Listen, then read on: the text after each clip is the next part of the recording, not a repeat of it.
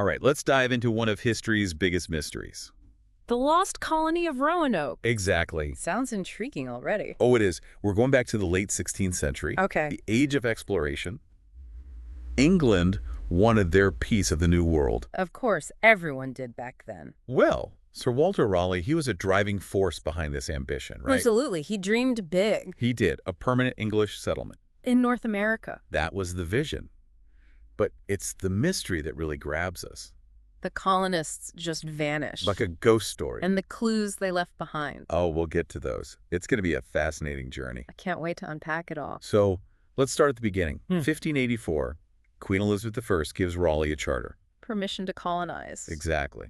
And Raleigh, he sends Philip Amatus and Arthur Barlow. To explore the coastline. They land on Roanoke Island, off the coast of present-day North Carolina.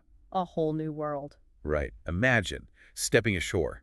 A land completely unknown. I bet the reports back to England were wild. Amatus and Barlow described Roanoke as this paradise. Abundant resources. And they met two native tribes, the Secatan. And the Croatoan. And get this, they brought back two Croatoan men to England. Antio and Wanchese. Imagine being plucked from your world. Into Elizabethan England. It must have been an incredible culture shock. But their knowledge was invaluable to Raleigh. It shaped his next move. Which was? A much larger expedition in 1585. Led by? Sir Richard Grenville, Raleigh's cousin. Now we're talking. This wasn't just a scouting mission. Oh, no. This was about establishing a foothold. This is where things get a little interesting, don't they? Well, let's just say the voyage was eventful. Eventful. Give me the details. Storms, shipwrecks. Oh, wow. What else? Even a bit of piracy. Piracy. Now, that's a story I want to hear. During a stop in the Caribbean, Grenville's ship, the Tiger, gets separated from the fleet. Uh-oh. While waiting, they decide to build a fort, similar to one they saw in Guayanilla Bay, Puerto Rico. In the Caribbean. And they engaged in a little plundering of Spanish ships. So much for a peaceful colonization effort. Right. Not exactly the plan. A fort in the Caribbean.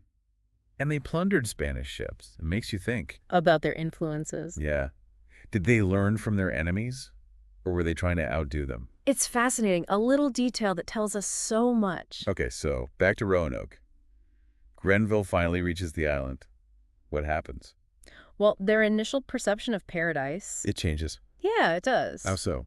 There was this incident with the Aquascogok tribe. Oh, no. The colonists accused them of stealing a silver cup. Really? Just a cup? We don't know all the details, but the colonists' response. What did they do? They burned down the entire Aquascogok village. Over a cup. Talk about an overreaction. It certainly set a precedent for future interaction. A mighty good one. Imagine the fear and resentment among the other native tribes. A disastrous start to building relationships.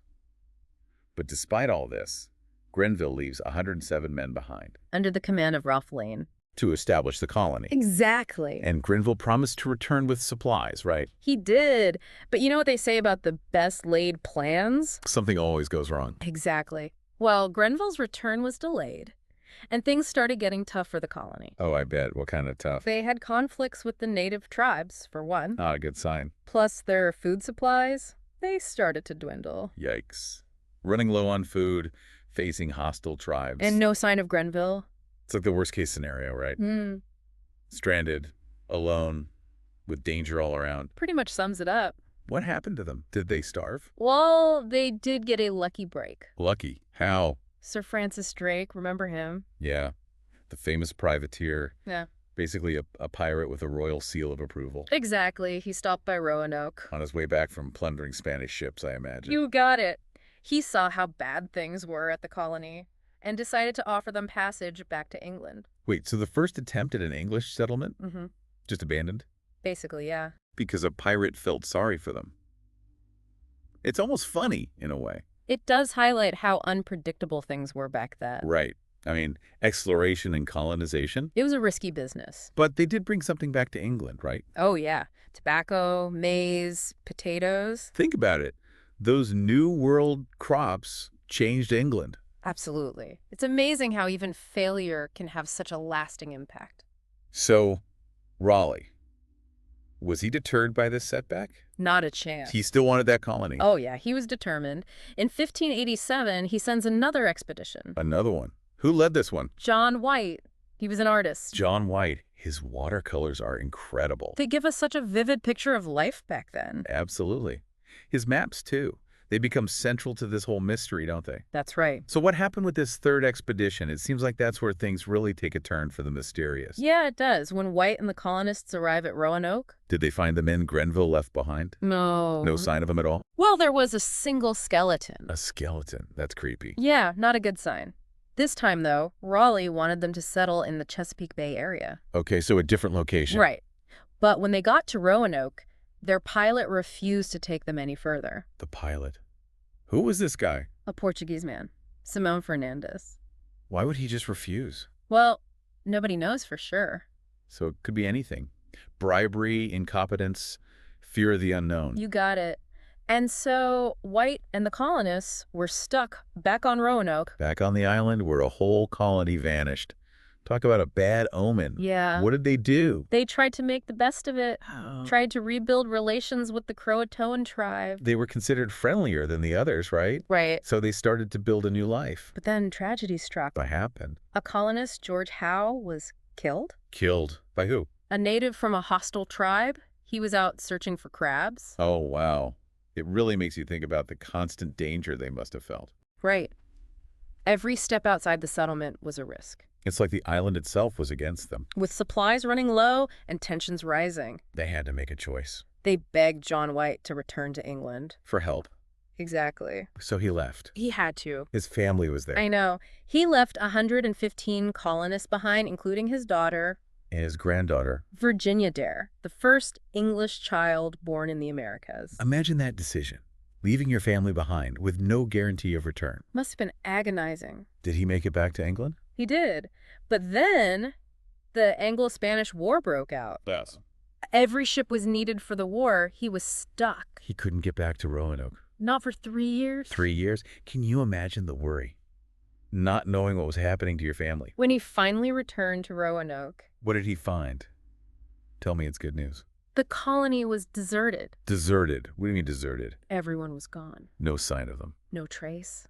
Houses dismantled, fortifications taken apart. Like they packed up and left. But where? That's the mystery. But there was a clue, right? Yes. Carved into a post, the word Croatoan. Croatoan. The friendly tribe. Right. And on a tree, the letters C-R-O. So they went to Croatoan Island. That's what White thought, right? Yeah. He good. Did he try to find them? He was going to, but then a huge storm hit. Of course it did. They had to abandon the search and return to England. So the fate of the Roanoke colonists... Remains a mystery. But there's more to this story, right? Something about John White's maps. Yes. Researchers found something hidden on his map. Hidden. Like a secret code. Symbols that seemed to show a fort inland. A secret fort.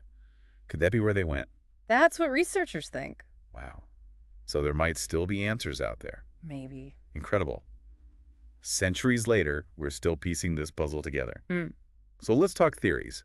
What are some of the main ideas about what happened to the Roanoke colonists? Well, one of the most popular theories is that they integrated with the native tribes. Okay, let's dive into that. It really is a fascinating thought. English colonists just blending into Native American societies. What would their lives have been like? It's a question that sparks so many theories. There's evidence that supports the integration theory. Think about the Jamestown settlers. They arrived in Virginia just a few years later, right? Yeah, and they gathered some interesting stories from the natives. Like what?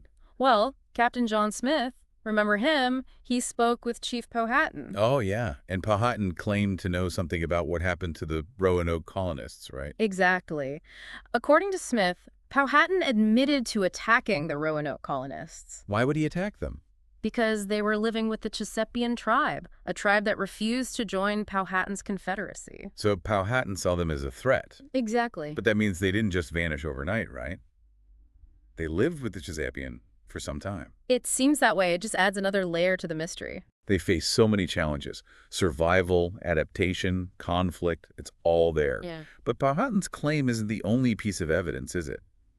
What about that map, the Zuniga map? Ah, yes. That map mentions 4 men clothed that came from Roanoke. 4 men clothed. Yeah, it's a strange detail. But it suggests that at least some Roanoke survivors sought refuge with native tribes, further inland, along the Neuse River. It's like a trail of breadcrumbs leading us deeper into the mystery. And then you have those accounts of European captives living with various Oh, tribes. right, I've heard about those. Some even had European features and claimed to have white ancestors. It's like echoes of the lost colonists. It really is. John Lawson, an English explorer, he wrote about this in 1709. He mentioned the Croatoan people on Hatteras Island. Hatteras Island, that's where white thought they went. Right. Lawson said the Croatoan often had gray eyes, which wasn't common in other tribes, and they claimed to have white ancestors. So maybe the colonists did seek refuge with the Croatoan. Maybe they merged into the tribe over time. It's possible, but it's also possible that they faced a different fate, something more tragic. Okay, what are some of those darker theories? Well, some believe they tried to sail back to England on their own. And perished at sea. It's possible. Or maybe they died from disease or starvation. Lost in the wilderness. That's a chilling thought. And then there's the theory that they were attacked by the Spanish. The Spanish. Why would the Spanish attack them? England and Spain were rivals, remember? They were both trying to control the New World. So the colonists were caught in the middle. It's a reminder that this era, the age of exploration, it was a dangerous time. It's easy to get caught up in the adventure and the romance of it all, but we can't forget the harsh realities. Exactly. We also have to remember the native tribes. Absolutely. They weren't just passive players in this story. They had their own motivations, their own alliances, and their own conflicts. It's easy to overlook their side of the story, isn't it? It is.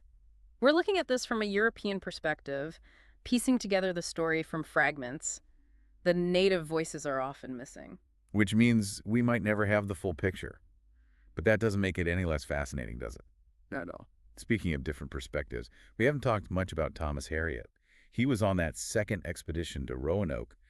His account is pretty interesting. He gives a different view of the relationship between the colonists and the natives, doesn't he? He does.